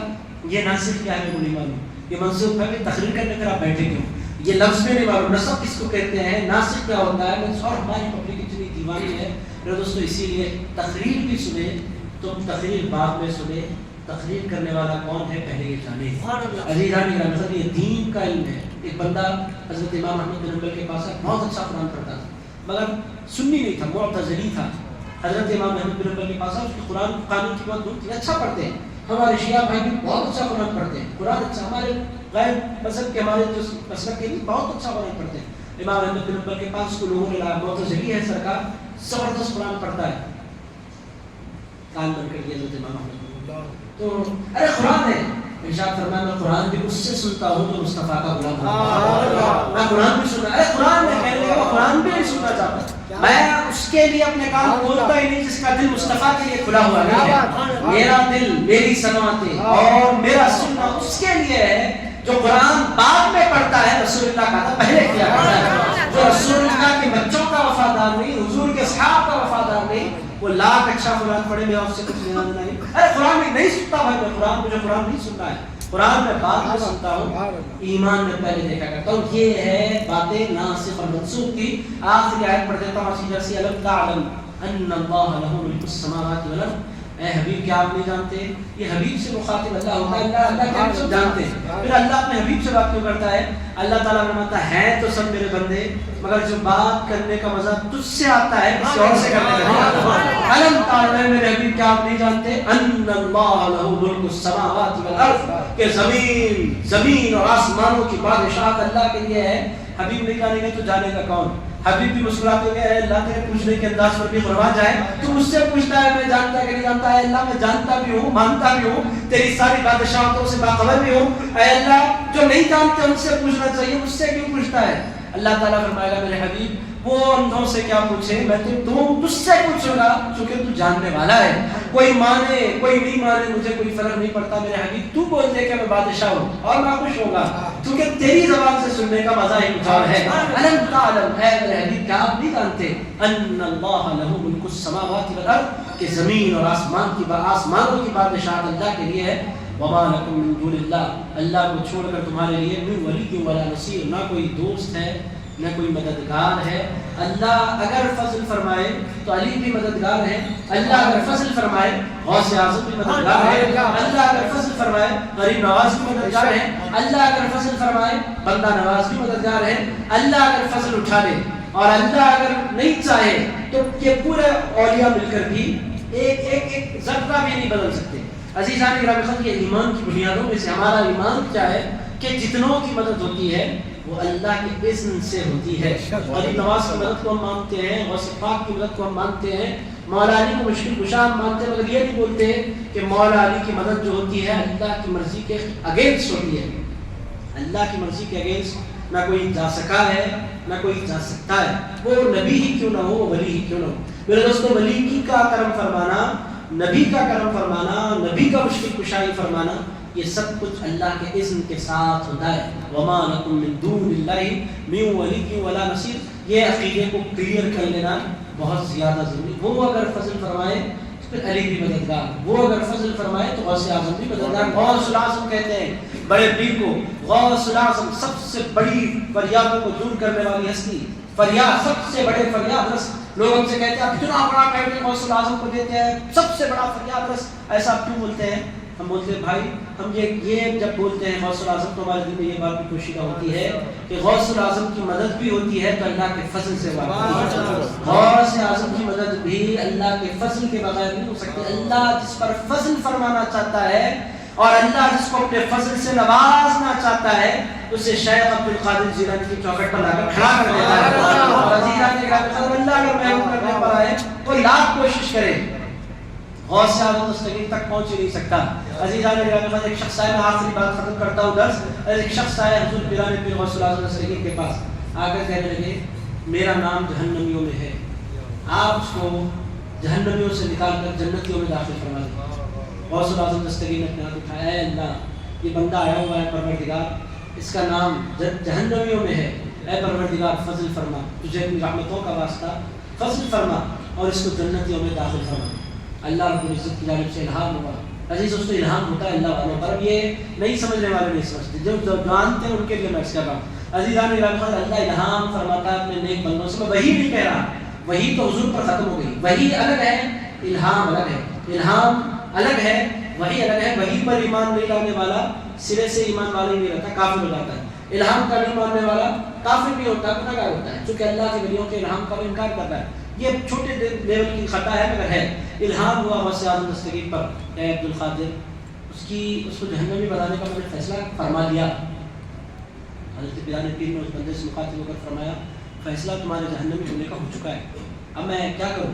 ارشاد فرمایا فیصلہ اگر ہو چکا تھا وہ تو مجھے بھی معلوم تھا, میں آمدہ نہیں ہوں, میں دیکھ کر آیا ہوں, لوح محفوظ میں نے بھی دیکھی ہے, میں ایسے نہیں آ گیا, مجھے پتا ہے کہ میں جہنمی میں اللہ نے میرا نام شامل فرمایا تبھی تو آپ کے پاس آیا ہوں. غوث الاعظم نے فرمایا بھائی تو جہنمی ہے تو میں کیا کر سکتا ہوں؟ کہنے لگے جو کچھ نہیں کر سکتے وہ آپ کر سکتے ہیں. غوث الاعظم اچھا ایسا تو مانتا ہے, کہنے لگے آپ محبوب سبحانی ہے, طبی نورانی ہے, شہباز لاپکانی ہے, مجھے میں جانتا ہوں میں جہنمی ہوں مگر میں آپ کے پاس آیا ہوں. حضرت پیارے پیر نے ہاتھ اٹھائے, اے اللہ اس کو بخش دے. اللہ نے فرمایا اے عبد القادر میں نے اس کو جہنمی میں داخل فرما دیا, تو جانتا ہے. ارشاد فرمایا اے اللہ جب اس کو جہنمی بنانے کا تو نے فیصلہ فرما دیا تھا تو پھر تو نے اس کو عبد القادر جیلانی کے دروازے تک پہنچایا کیوں؟ تیرا بندہ تھا, میرے دروازے تک یہ آیا کیسے؟ اور اے اللہ پھر تو نے میرے ہاتھ اٹھوائے کیوں؟ ہاتھ اٹھوانے سے پہلے تو مجھ سے فرما دیتا میں اس کی بخشش کرنے والا نہیں ہوں, میرے دروازے پر بھیجا تو نے اور میرے ہاتھ اٹھوائے تو نے اور پھر مجھے رسوا بھی کرنا چاہتا ہے, محبوب کی لاج رکھنا نہیں چاہتا. اللہ نے فرمایا عبد القادر فیصلہ تو میرا یہ تھا کہ میں اس کو جہنم میں داخل کروں مگر وہ تیرے دروازے تک پہنچ گیا ہے, اسے جنتیوں میں داخل کروں. عزیزان کرام قدر جن کو اللہ محروم کرنا چاہتا ہے ان کو محبوبوں تک پہنچنے نہیں دیتا, اور آئے نہیں محبوب کے پاس. غریب نواز کے پاس شرک ہوتا ہے, آتے ہی نہیں انہیں. کیوں؟ اب انہیں اتنا بڑا فضل کا مرکز ہے, نہیں, اس کو اللہ دینا نہیں چاہتا اپنا فضل. کرتا کیا ہے, اس کو دور کر دیتا ہے محبوب کی بارگاہ سے, اور جس کو نوازنا چاہتا ہے ہندوستان سے اٹھا کر بغداد پہنچا دیا کرتا ہے. آج اپنا فضل تجھے دینا چاہتا ہوں, آج فضل کے مرکز پر آ, رحمت کے مرکز پر آ, اور ٹھیک مانگ میرے مصطفیٰ کی, میرے محبوب کے دربار میں کھڑے ہو کر. یہاں اگر نہیں ملے گی مصطفیٰ کی رحمت تو پھر کہاں ملے گی؟ عزیزان گرامی تو جو نہیں مانتے اولیاء اللہ کو, بات کیا ہے, اللہ ان کو ان پر فضل فرمانا نہیں چاہتا تو ان کو اللہ اپنے محبوبوں سے دور. انہوں ولی ہے آپ کو کیسا معلوم, ایسا پوچھتے ہیں آپ کو معلوم انہوں ولی ہے آپ کو کیسا معلوم؟ غریب نواز ولی ہے اور میرے کو نہیں معلوم, تیرے کو معلوم ہے. عزیزان نے ایسا کرنا پڑتا پاگل, اگر انہوں ولی نہیں ہے تو پھر ولی ہے کون؟ یا تو یہ بولتے کہ ولایت ہے ہی نہیں, یا تو یہ بول کہ ہندوستان میں سب سے بڑے ولی کو خواجہ غریب نواز کہتے ہیں. عزیزان نے یہ کیا تعلق کی بات, بندہ نواز ولی ہے تو آپ کو کیسا معلوم ہوا؟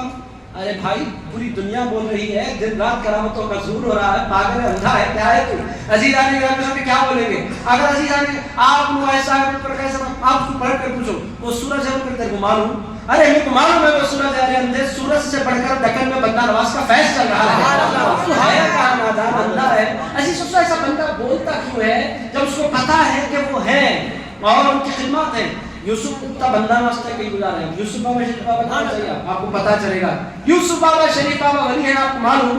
آپ بولو بھائی میرے کو نہیں، وہ جو آتے ہیں ہندو ان کو بھی معلوم ہے کہ ان کی چوکٹ پر کنجیاں رکھو تو کاروبار دوڑنے رکھتا ہے، مسلمان ہے کلمہ پڑھ کر ولیوں کو نہیں مانتا، غیر مسلم بنا تھا چیف منسٹر، اس کے ابھی الیکشن نہیں ہوا تھا، 2 دن پہلے اس نے یوسف کی بارگاہ میں حاضری دی، ایک صاحب ہمارے دوست ملے، آج صاحب کس کی حکومت آنے والی ہے؟ میں بولا ریونت ریڈی آ رہا ہے، کہنے لگے آپ کانگریسی معلوم ہو رہے ہیں، میں نے بولا نہ کانگریسی ہوں نہ کے سی آر سے میرا دینا دینا کچھ ہے، بات یہ ہے کہ کے سی آر کو اللہ محروم کرنا چاہتا تھا تو یوسف کی چوکٹ پر آنے نہیں دیا، اور ریونت ریڈی کو اللہ چیف منسٹر بنانا چاہتا تھا تو یوسف کے دروازے پر کھڑا کر دیا، اب اس جہاں سے حکومتیں بڑھتی ہیں وہ وہاں پہنچ گیا ہے، اب وہ 100% آ کر رہے گا، عزیز دوستو 100% آیا، آپ دنیا بولتی ہے حکومت بدلی راہل گاندھی کے دورے ہوئے، میں بولتا ہوں بھائی کچھ بھی نہیں ہوا، ریونت ریڈی یوسف بابا کے دروازے پر کھڑا ہو گیا، اس کو پتا تھا کہ بادشاہ دنیا دار نہیں بنایا کرتے، چیف منسٹر یوسفین بنایا کرتے ہیں، دوستو یہ سمجھنے کی اگر عقل اللہ دے تو بندہ سمجھتا ہے، عقل سے اللہ محروم وہاں کچھ بھی نہیں ہوتا، وہ خالی پتھر تیرے عقل پر پتھر پڑے، ایسا بندہ پڑے اللہ کے ولیوں کے پاس اگر فضل نہیں ملے تو فضل ملے گا کہاں سے؟ تو عزیز دوستو یہ سارے جو گڑبڑ ہے نا عقیدے کی ہے، عقیدہ اگر درست ہو جائے تو انسان خود بخود انسان کا دل بھی چھپتا ہے، اس کو فیض، میں اپنی زندگی میں اتنے لوگوں کو جانتا ہوں، آپ بولے یوسف بابا شریف بابا سے میری کوئی خاص ڈیل ہے، میری کوئی ڈیل نہیں ہے، عزیزان گرامی نقل آپ بولے میں تشریح کر رہا ہوں، میری کوئی ڈیل نہیں ہے، مگر میں اپنی پرسنل زندگی میں سے کتنے لوگوں کو جانتا ہوں زیرو تھے، زیرو کچھ بھی نہیں تھے، 6 مہینے فجر کے بعد یوسف بابا کی بارگاہ میں حاضری، آج ہیرو ہے اپنی فیلڈ کے، عزیزان میرے سامنے ایسے لوگ کروڑ پتی لکھ پتی، تو بولا بھائی چاہتے کہ میرے معلوم تھا کاروبار نہیں چل رہا، یوسف بابا دعا کرتے تو بھاگے گا، عزیزان گرامی خبر بغداد کی سرزمین پر بیٹھ کر ایک بندے کی آنکھوں میں آنسو، غوث پاک کی جاری روزے مبارک سامنے گنبد پر بیٹھے ہیں، آنکھوں میں آنسو لے کر ایک بندہ حیدرآبادی بیٹھا ہو، بولا کیا یاد آ رہا ہے کہ آپ کی آنکھیں بھیگ گئی؟ مجھے کثرت سے یوسف بابا شریف بابا یاد آیا، بولا بھائی بغداد آ کر کوئی یوسف بابا شریف بابا کو بھی یاد کرتا ہے، ارے آپ بادشاہ ولیوں کے آپ کو یوسف بابا شریف بابا کہنے لگے میں تو تھا گناہگار، یہاں تک جو میں پہنچا ہوں یہ یوسف بابا کا صدقہ ہے، ایسے بھی لوگ ہیں بغداد جا کر بھی یوسف بابا شریف بابا کہتے ہیں یہ کیوں ہے، یہ کیا ہے؟ عزیز دوستو اللہ جن پر فضل فرمانا چاہتا ہے اسے اپنے محبوبوں کی بارگاہ تک پہنچا دیتا ہے، اور عزیز دوستو اللہ جس کو محروم کرنا چاہتا ہے اس کو کبھی اپنے محبوب تک پہنچنے نہیں دیتا، تو عزیز دوستو یہ قسمت کی بات ہے، اتنی بات میں آپ کی خدمت پیش کروں، یہ قسمت ہے، اللہ کا فضل ہم پر ہے تو نسبت نصیب ہوتی ہے، فضل سے محروم ہونا ہے تو نسبت بھی نصیب نہیں ہوتی، غوث پاک کا جو معاملہ ہے دنیا میں کسی کا نہیں، غوث اعظم فرماتے ہیں تقدیر کی 2 قسمیں ہیں، ایک بدلنے والی ایک نہیں بدلنے والی، اور جو بدلنے والی ہے وہ بہت سے ولیوں کی دعاؤں سے بدل جایا کرتی ہے، اور جو نہیں بدلنے والی ہے وہ میری دعا سے بدل جاتی ہے، اللہ جس کے بارے میں فیصلہ کر دیتا ہے اس کو میں نہیں بدلوں گا، میں نے جب ہاتھ اٹھتے ہیں اللہ فرماتا ہے محبوب تیرے ہاتھ اٹھے ہیں تو پھر لاز رکھنی ہوگی، تو ہے میرا ایسا پیارا نہیں بدلنے والی تقدیر بھی غوث پاک کے دربار میں بدل جایا کرتی ہے، کیوں بدلتی ہے؟ پھر میں بات ضرور عرض کروں گا، اللہ مجبور نہیں ہے، عزیزان گرامی اللہ مجبور، غوث پاک بولتے ہو تو اللہ نعوذ باللہ مجبور ہو کر نہیں کرتا، اللہ چاہ کر دیا کرتا ہے، اتنا چاہتا ہے اتنی محبت فرماتا ہے کہ ان کے صدقے اللہ فضل فرما دیتا ہے، تو بہرحال عزیز دوستو باتیں کہاں سے نکلی کہاں پہنچی، اور درس سے قرآن میں غوث پاک تک پہنچ گیا، عزیز دوستو جو بندہ جہاں کا ہوتا ہے وہاں پہنچ جایا کرتا ہے، یہ پرابلم ہے ہر انسان کا جس سے اس کو نسبت ہوتی ہے اس کا ذکر کرتا ہے، بہرحال درس قرآن میں آپ تشریف فرما رہے اور مختلف مضامین سننے کا آپ کو موقع میسر آیا، خلاصہ سارے درس کا کیا ہے؟ ادب سب سے بڑی دولت ہے، ادب پہلا قرینہ ہے محبت کے قرینوں میں، حضور کی بارگاہ میں کا جو قرینہ ہے، حضور کی محبت دیگر محبوبوں کی طرح نہیں ہے، انسان کسی سے پیار کرتا ہے کلوز ہو جاتا ہے، ہنسی مذاق چیچی ٹھاٹا کرتا ہے، جتنی محبت بڑھنے لگتی ہے اتنا انسان کلوز ہو کر اتنے مذاق کرتا ہے، اور حضور کی بارگاہ کیسی ہے جتنی محبت بڑھتی جاتی ہے اتنا ادب بڑھتا چلا جاتا ہے، میرے دوستو امت میں ابو بکر عمر عثمان علی رضی اللہ تعالی اجمعین نے جس قدر حضور کا ادب کیا اتنا ادب کسی نے نہیں کیا، وہ 4 سب سے آگے کیوں ہے؟ عزیزان گرامی قدر ادب کی وجہ سے وہ سب سے آگے. ان کے پاس جو ادب کا لیول ہے ابو بکر عمر عثمان علی رضی اللہ عنہ اجمعین, ان کے پاس جو ادب کا لیول ہے وہ دنیا میں کسی کے پاس نہیں ہے. اور جتنا بندہ, یہ حضور کی بات ہے, جتنا ادب کریں گے اتنا قرب نصیب ہوگا, اور جتنا برابر بے ادبی کریں گے سب کچھ ختم ہو جائے گا. یہ سب باتیں تھیں, آپ حضرات کے کوئی کوشچنس ہیں تو ضرور اس کو شامل کر لیتے ہیں. عزیزان گرامی قدر مولانا صاحب کا بھی لیتے ہیں. مسجد حاضر میں آج 12 عشاء نیو ایئر کی نسبت سے آج یہاں پر شام میں اجتماع رکھا گیا. پہلی بات تو آپ تک اعلان پہنچانا تھا کہ آج اجتماع ہے, اس میں تشریف لائیں. دوسری بات نیو ایئر کے حوالے سے کیا ہے عزیزان گرامی قدر, نیو ایئر ایک انتہائی خوبصورت موقع ہوتا ہے انسان کو ریویو کرنے کا اپنے آپ کو, کہ میں نے پچھلے سال کیا کیا ہے. عزیز دوستوں, کیا نیو ایئر ہمارا ہے؟ دوستوں سال بدلتا ہے سورج کی گردش سے. نیو ایئر تو ہمارا نہیں ہے مگر سورج تو ہمارا ہے. تو عزیزان گرامی قدر جب سورج ہمارا ہے تو انسان بھی ہمارا ہے. اور پھر دوسری بات اس کی نسبت حضرت سیدنا عیسیٰ علیہ السلام سے ہے. عیسیٰ علیہ السلام کرسچنوں کے پیغمبر نہیں ہے, عیسیٰ علیہ السلام ہمارے پیغمبر. ملاک بولے ہم کرسچن ہیں, ان کو مانتے ہیں, کرسچنوں سے بڑھ کر عیسیٰ علیہ السلام کو مسلمان مانتے ہیں. تو عزیزان گرامی قدر ان کی نسبت بھی ہمارے لیے ہماری ہے. تو نیو ایئر ایک انتہائی اہم موقع ہوتا ہے کہ انسان پچھلے سال کو دیکھے, اس میں کوئی کوتاہیاں ہوئی, ہر انسان سے کہیں نہ کہیں غفلت ہوتی ہے. تو 2-3 کام بڑے ہیں میں نیو ایئر کے حوالے سے کہ آپ نے پہلا کام یہ کہ دیکھیں پچھلے سال اس سے غفلت کہاں ہوئی ہے.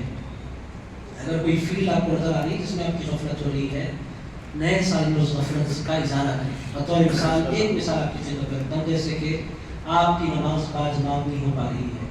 ایسا ہوتا ہے بہت سے لوگوں کے ساتھ, نماز تو ہوتی باجماعت نہیں, تو آپ ریویو کریں کہ میری یہ جو عادت ہے یہ بری عادت ہے. نماز کو مسجد کو چھوڑ کر میں جو ادا کر رہا ہوں یہ بری عادت میری ہے.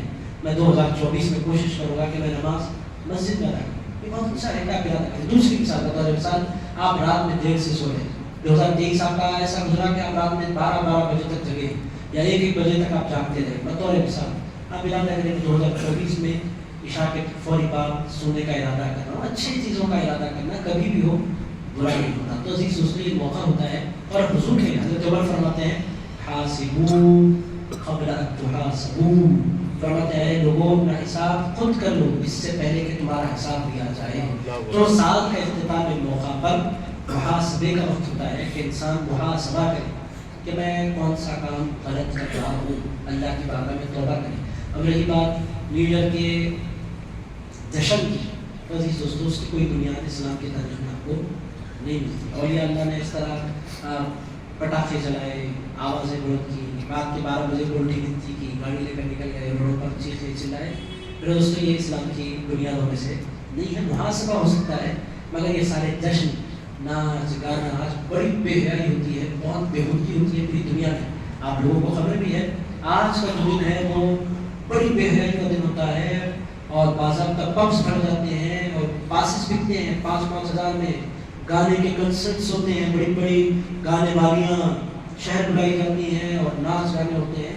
میرے دوستوں یہ اپنے سال کو برباد کرنا ہے. اگر آپ رات سو گئے تو دی بیسٹ ہے کہ آپ 12 بجے سے پہلے سو گئے, نیند آپ کی ہو رہی ہے, بہت اچھا ہے.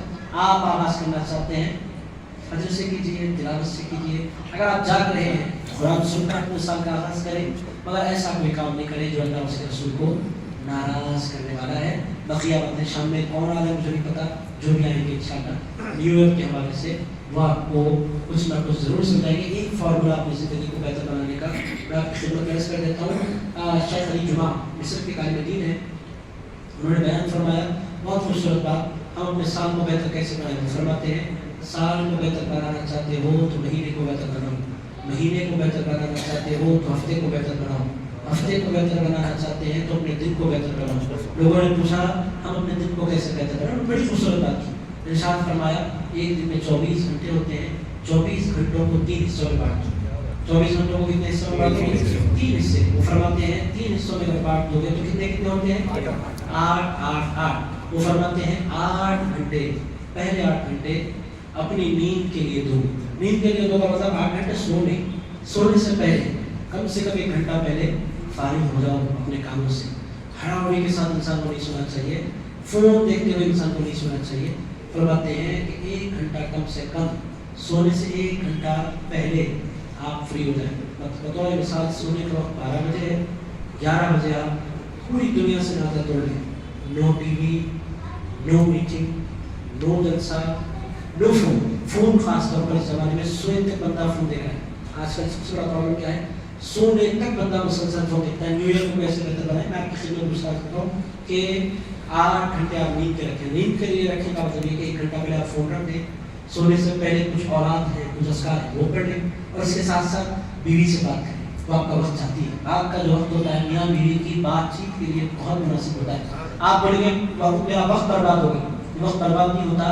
खानदान के आगे बढ़ाने के लिए मियाँ बीवी के दरमियान कन्वर्सेशन बहुत ज़रूरी है. मियाँ बीवी के दरमियान बातचीत बहुत ज़रूरी है. शेख अली जुमा फरमाते हैं 8 घंटे नींद का मतलब ये है कि 8 घंटे नींद से पहले और नींद के बाद के कामों के लिए लगाते. कितने घंटे निकल गए 24 घंटों में से? 8 घंटे निकल गए. इससे पुरसुकून नींद आपको हासिल होगी. काम का बर्डन लेकर सोना, जल्दी उठ जाना ये मुनासिब नहीं है. अच्छी नींद, पीसफुल नींद, जबरदस्त नींद, उसको इंग्लिश में कहते हैं साउंड स्लीप. साउंड स्लीप, ये इंग्लिश में बड़े अच्छे अल्फाज होते हैं, उसका जवाब उर्दू में नहीं है. अजीज, साउंड स्लीप आप वो पुरसुकून में बात नहीं है जो साउंड स्लीप में. साउंड स्लीप कहते हैं इंग्लिश वाले, बहुत अच्छी बात है. अच्छी ऐसी पुरसुकून नहीं, घड़ा उड़ेगी नहीं लेना, मनहूस अंदाज में उठना, उठते ही ब्रश करना, भाग भाग भाग. ऐसा होता है सुबह में कि एक तूफान बरपा हो जाता है हमारे घरों में. बच्चों को तैयार करो, खाने बनाओ, खतरा बरपा होता है. और उधर ऑटो आ रहा है, इधर से गाड़ी आ रही है, इधर से बस आ रही है, लोग तमाशे, भाग भाग भाग. ऐसा नहीं होना चाहिए. आप पीसफुल उठे, उठते ही भागा भाग लेना, सुकून से उठे, पानी पिए, उठने के बाद दुआ पढ़े, पानी पिए, पुरसुकून बैठे, इत्मीनान से बैठे. उसके बाद फिर आप इत्मीनान भाग भाग के जमात में दाखिल हो रहे. ऐसा नहीं हो, जमात से बहुत पहले आप उठ जाएं. दोस्तों इस तरह आप करना चाहते हैं शेख अली जुमा के मुताबिक. मैं पूरी तकरीर कर दूंगा, मैं तो ये बहुत लंबा है फलसफा मेरे दोस्तों. बस तेजी से नकल करता हूँ. शेख अली जुमा की बात को फरमाते 8 घंटे नींद और नींद के लवाज़िमात पढ़ दें. 24 में से 8 चले गए तो बचे कितने? 16 घंटे बचे. वो फरमाते हैं 8 घंटे अपने काम पर लगाएं. 8 आवर्स आप काम करते हैं, बिजनेस करते हैं, तिजारत करते हैं, जो जॉब करते हैं, कुछ भी करते हैं, 8 घंटे. हमारे यहाँ होटलों में लोग जॉब देते हैं 14 घंटे काम. ऐसा जॉब एक्सेप्ट ही नहीं करना चाहिए. ये इंसान की कैपेबिलिटी से ज़्यादा है. आप खुला खुला होना, हर हफ्ते छुट्टी होना ही होना है. कोई भी इंसान है, किसी भी फील्ड का है, हर हफ्ते एक दिन तो छुट्टी का होना ही है. अजीज दोस्तों, ये ऐसा कर सकते हैं आप प्लानिंग. छुट्टी के बगैर आपको एक हफ्ता नहीं बनाना चाहिए. एक दिन या 2 दिन भी ले सकते हैं. छुट्टी का मतलब छुट्टी, पूरा छुट्टी. अजीज दोस्तों, फोन कर लेते एक साथ बोला देखा मैं छुट्टी में उसको फोन, वो कंपनी का फोन इधर, हाँ ये छुट्टी है सजा है, बोला छुट्टी है सजा. आप मेरे पास आकर बैठे 2 घंटे से इसका फोन उसका फोन, ये क्या है? नहीं मैं छुट्टी बना रहा हूँ. छुट्टी में कोई अजाब नहीं है. छुट्टी का मतलब छुट्टी, फोन बंद तो बंद, इससे ही खत्म. ये कंपनी का मैनेजर कर रहा है, कस्टमर कर रहा है, नो कस्टमर नो मैनेजर, कुछ भी नहीं होना चाहिए. छुट्टी मीन्स छुट्टी. तो बहरहाल एक काम ये करें कि एक तो नींद अच्छी ले. इस साल 2024 में आप लोगों के इस्लाम से इसका लेना देना क्या है? प्रोडक्टिविटी से इसका बहुत लेना देना है. आप अगर अच्छी नींद लेंगे तो अच्छा काम करेंगे. हमारे पास होता है आप बिठाइए आप दर्स में, आज नहीं सोए लोग, होता क्या है बैठते नहीं. आज हम आते लोग कहीं भी मांगते, रात में अच्छी नींद नहीं लेते, दिन में लेते, उसका नुकसान ये होता है. जहाँ बिठो ऐसे भी लोग हैं बिठाते नहीं सो जाते. एक साहब को तो मैंने ऐसे देखा था, मुजावर थे, फातिहा के लिए हाथ उठाते हैं, अल्हम्दुलिल्लाह रब्बिल आलमीन, सो जाते हो. बाद में हज़रत फातिहा, अरे वो सुभान रब्बिक आदत पूरी पढ़ोगा फातिहा. नहीं वो होता क्या, क्यों था? रात में जगते थे तो दिन में सो, ठहरे सो जाते हैं, बैठे बैठे सो जाते हैं, जिक्र में बिठाओ तो सो जाते हैं, दुआ करते हुए. प्रॉब्लम क्या है? अच्छी नींद नहीं ले रहे. Sound sleep. और साउंड स्लीप कब मिलती है अजीजा के नाम में? साउंड स्लीप मिलती है रात में. अब जॉब अगर किसी का रात का है तो उनकी माफी है, उनकी मजबूरी, उनको कुछ भी नहीं करना.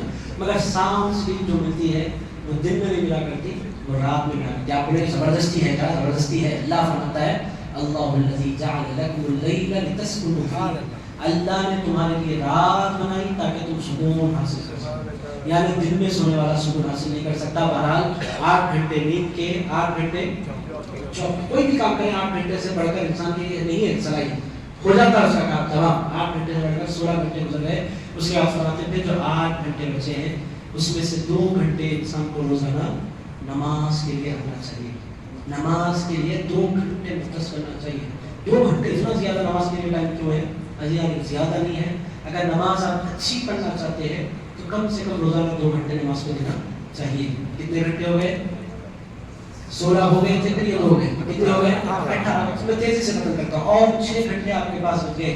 2 گھنٹے انسان کو صحت کے لیے نکالنا چاہیے. بہت زیادہ ہے آپ بولیں گے، مگر حیدرآباد جیسی سٹیز میں، بڑی سٹیز میں، مصر میں رہتے ہیں تو انہوں نے مصر کے حساب سے کہا آپ گراؤنڈ کو جائیں، کھیلنے کے لیے جائیں، کسی ایکٹیویٹی کے لیے جائیں، مگر روزانہ 20 منٹ ٹائم آپ اپنی صحت کے لیے نکالیں. آپ بولیں گے یہ زبردستی ہے، زبردستی نہیں ہے. آپ صحت مند رہیں گے تو پھر آپ کے کام ہوں گے. اچھی نیند ہونا، صحت مند جسم ہونا ضروری ہے. 2 گھنٹے فزیکل ایکٹیویٹی کے لیے نکالیں. آپ 2 گھنٹے تو کوئی بندہ ایکسرسائز نہیں کرتا، کرنے والوں کو پتا ہے اس میں لگتا ہے، جانے میں ٹائم لگتا ہے، آنے میں ٹائم لگتا ہے، وارم اپ کے لیے ٹائم لگتا ہے. ایسے ہی نہیں ہو جاتے اترتے ایکسرسائز کرنے کا. ہمیشہ کھانا نہیں کھا رہے ہیں، ایکسرسائز کا مطلب اس سے پہلے اپنے آپ کو گرم کرنا ہوتا ہے. وہ پورے سلسلے اس کی پروسیجر ہے. باہر آپ کو فرماتے ہیں 18 گھنٹے ہو گئے تھے، 2 گھنٹے اور پلانے کتنے گھنٹے ہو گئے؟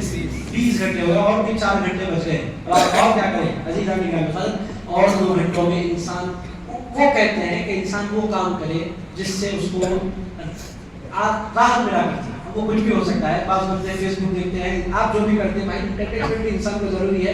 بچوں کے ساتھ آپ کھیلیں، میدان کو جائیں، جو چاہے کریں. آپ بچوں کو وقت دیں، ماں باپ کو وقت دیں، ان کے ساتھ بیٹھے. اس طرح 2 گھنٹے اور گزر گئے. عزیزان گرامی، بقیہ جو 2 گھنٹے اور بچ گئے. آپ بولیں گے اتنی بڑی زندگی ہے ہی نہیں. آپ بولیں کب صبح ہوتی ہے، کب یہ کہاں کس سے 2 گھنٹے آ رہے ہیں. ایسے آپ ایسے ہی بولیں گے مجھے کہاں ہے بھائی یہ 2 گھنٹے 2 گھنٹے. ایسی سوچ کے اس کے لیے انسان کو پلان کرنا ضروری ہے.